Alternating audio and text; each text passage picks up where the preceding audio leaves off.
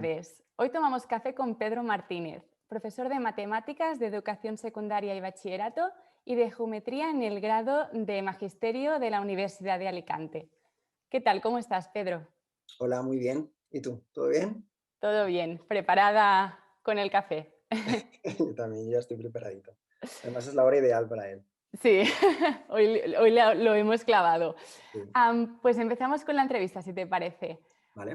¿Cómo dirías que ha cambiado la enseñanza de las matemáticas en los últimos años y especialmente con la revolución digital que hemos vivido y que estamos viviendo todavía? Vale, a ver, aquí voy a serte también un poquito sincero también respecto a la perspectiva que tengo yo, ¿vale? Ujú, Em, Realmente creo que a nivel matemático o a nivel de docencia en matemáticas, creo que todas estas nuevas tecnologías que están surgiendo ahora no han llegado todavía a cambiar, al menos todo lo que deberían, ¿no? La enseñanza en matemáticas. ujú, Y lo digo con conocimiento de causa porque en el momento en el que, por ejemplo, yo todavía entro a las aulas de la universidad, ¿no? Y a mis futuros alumnos y alumnas de magisterio les digo que qué piensan de las matemáticas o qué son para ellos las matemáticas, todavía tienen una visión muy, muy arcaica, muy antigua, muy basada en entenderla como procedimientos, y entonces me hace pensar que todavía los avances que se estén haciendo a nivel tanto metodológico o a nivel de tecnologías no están todavía plasmados en la ujú, medida en que deberían dentro del aula, ¿no? ujú. Entonces, pues por desgracia pienso que todavía no se ha avanzado, se ha cambiado mucho con respecto a hace unos años, ¿no? Y, Ujú. y bueno, eso es sobre todo en lo que estoy yo metido un poco, en el sentido, o por lo que lucho más que nada, ¿no? Intentando llevar a esos futuros maestros y maestras ese cambio, ¿no? De mentalidad y de enseñar un poco de manera diferente. Claro. Que la formación venga desde la universidad, donde se Claro. O enseña sea, esta sé que gente. tengo una situación privilegiada en ese sentido, porque al estar trabajando en 2 niveles diferentes, bueno, en varios niveles diferentes, porque en realidad secundaria y bachillerato también se pasa por, fases diferentes, ¿no?, del aprendizaje matemático. Entonces, el Ujú. hecho de estar, diariamente, inmerso, ¿no?, en esos diferentes niveles me da pie a percibir un poquito, esos cambios, ¿no?, que estamos hablando de si realmente la docencia está modificándose, está avanzando o no en el Claro. ámbito de la matemática. Y por otro lado, es verdad que las matemáticas a veces son una asignatura con mala fama, podríamos decir, o que hay algunos alumnos que les cuesta, que la tienen como cruzada, y hay, Mm, hay algunos pues que desisten, ¿no? Parece. Y ahora con todas estas nuevas herramientas, que quizás tienes razón que pues son nuevas y que hay muchas y que quizás todavía estamos en una fase muy, muy al principio, ¿no? ujú. De todo este proceso, pero ¿consideras que con estas nuevas herramientas, con esta tecnología educativa, se podría llegar a llenar estos vacíos de aprendizaje o sí, a personalizar este aprendizaje, ¿no? Porque a veces los docentes, claro, en una aula con una ratio de 30 alumnos, pues Ujú, obviamente hay niveles muy distintos de aprendizaje.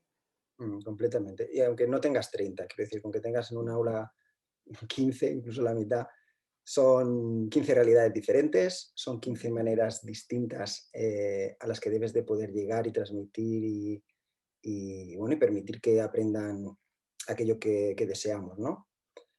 Pero, no sé, yo creo que no es que vaya a resolver el uso de las tecnologías, vaya a resolver ese vacío del que estabas hablando, pero sí pienso que puede ayudar, ¿no? Evidentemente, las tecnologías, de hecho, ya se está viendo, ¿no? Esta situación, están ayudando, como tú bien has dicho, a personalizar un poco más ese aprendizaje, ¿no? A poner al alumnado una serie determinada de actividades que en el nivel en el que se encuentra de aprendizaje, pues le permita conectar, ¿no? Con otros aprendizajes de mayor nivel, ¿no?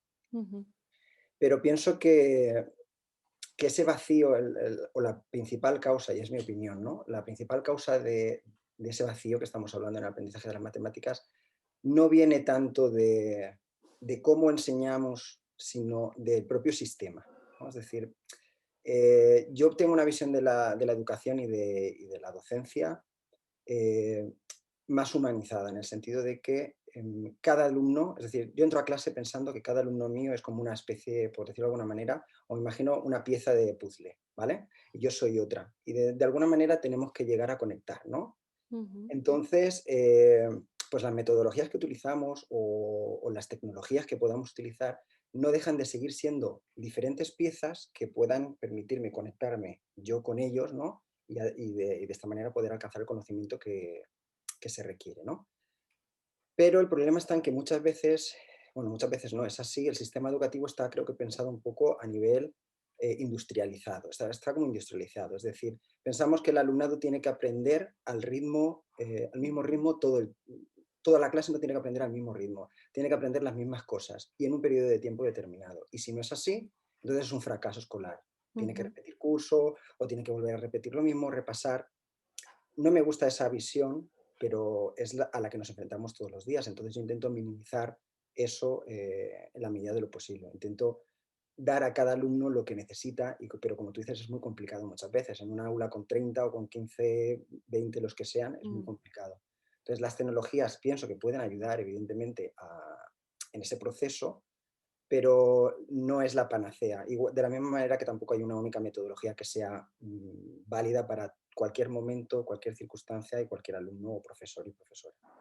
Ujú. Sí, ahora precisamente hablaremos de metodologías porque en tu sitio web vemos que hay, bueno, tienes un amplio abanico metodológico, hablas del aprendizaje basado en problemas, de Mm. la metodología cooperativa, el Flipped Classroom, el aprendizaje basado en la indagación, la gamificación, incluso utilizas los cómics en la enseñanza de las matemáticas. No sé si esta pregunta es pertinente o no, porque realmente pues supongo que en función de qué quieres enseñar escogerás una u otra Mm. metodología, pero ¿cuál consideras que es la estrella o con cuál te gusta más trabajar o cuál crees que es la que emociona más realmente a tus alumnos? Pues como te he dicho, realmente lo importante es tener ese abanico de Ujú. metodologías, porque no Cada uno hay, el suyo, ¿no? claro, no hay una única.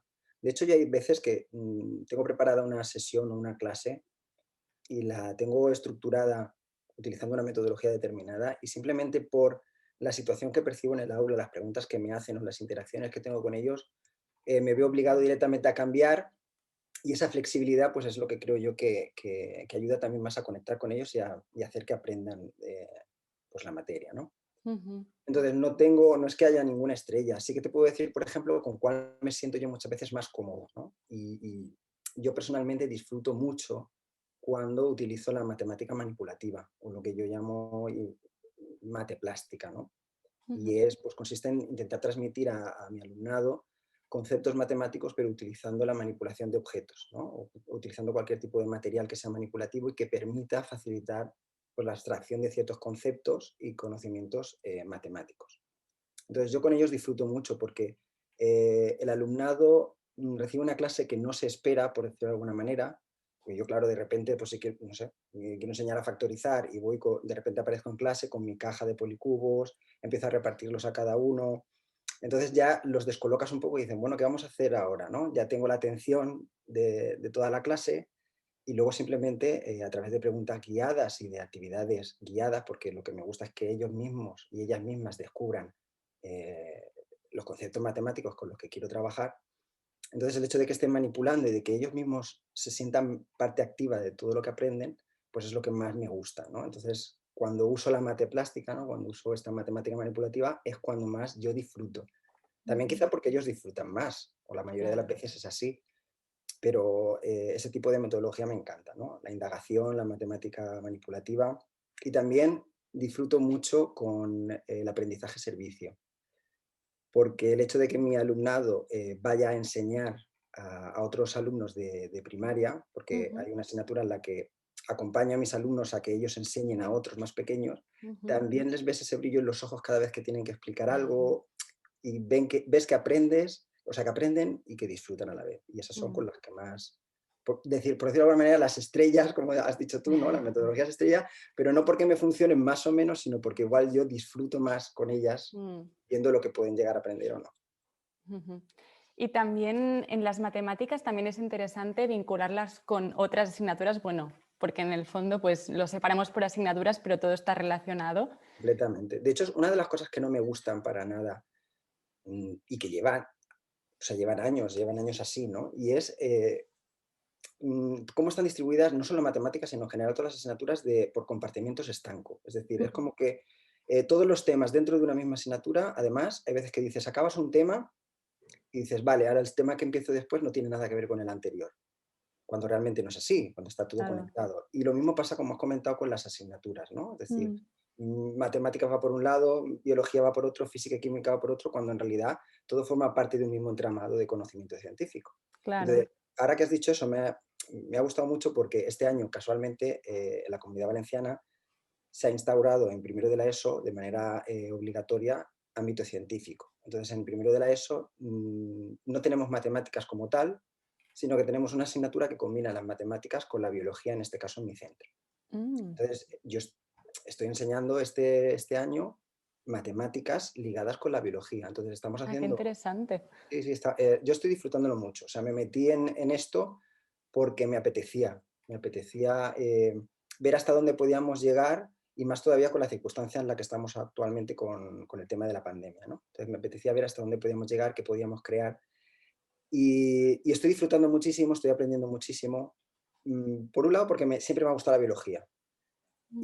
y es como también tengo la oportunidad de ahora, lo que más me apasiona, que son las matemáticas, ligarlas con la biología. Entonces están saliendo actividades muy interesantes, muy bonitas, que motivan y que espero que con los años vayan progresando, vayan mejorando y le permita sobre todo a mis alumnos y a mis alumnas, que ya lo estoy viendo en ellos, conectar.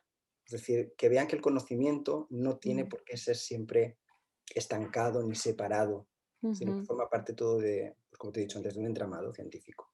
Sí, sí, sí. Es que es verdad, ¿eh? Que desde el inicio de la educación ya nos enseñan Sí. todo dividido. Pero yo, mira, una de las actividades que más recuerdo de cuando estudiaba, no sé si primaria o secundaria en matemáticas, fue cuando hicimos un ejercicio de fotografía y matemáticas. Y mira, es una de las cosas que más recuerdo. Es que son las cosas que se quedan, las que, pues eso, Sí. las que se salen un poco también de lo común o que van más allá de lo que muchas veces nos intentan transmitir. Por Mm, ejemplo, pues eso, yo veo que todavía se sigue transmitiendo mucho el sentido de las matemáticas como procedimiento. A mí me destruye completamente que un alumno mío o una alumna mía tenga una visión de las matemáticas o que le preguntes qué son y te diga, pues es hacer cálculos. O sea, es que resuma todo lo que es la matemática en eso, cuando la ya, matemática va mucho más allá. claro. Implica creatividad, implica unir conocimientos, implica razonar, implica pensar y disfrutar de ese proceso. Entonces, Ujú. Y ya, bueno, ya lleguemos al final de la entrevista.